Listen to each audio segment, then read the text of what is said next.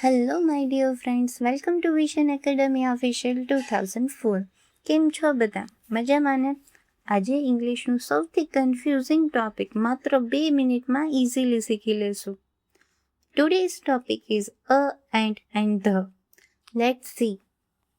અ Apple કે an apple? A university કે N university? અ honest main કે an honest main?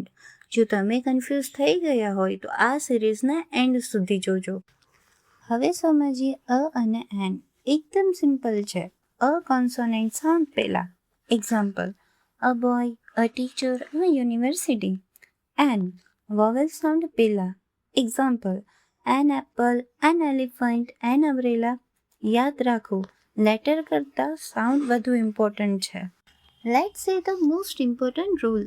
A honest man આવે કે એન ઓનેસ્ટ મેન આવે? Right answer is an honest man. કેમ? કારણ કે એચ સાયલેન્ટ આવે છે.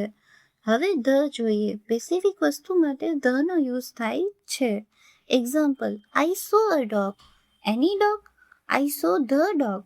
Specific dog. Unique things: the sun, the moon, the earth.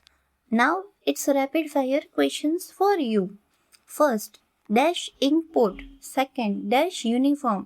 Third, dash hour. Fourth, dash world. અને એસને ગુજરાતીમાં શું કહેવાય એ કમેન્ટમાં જરૂર લખજો.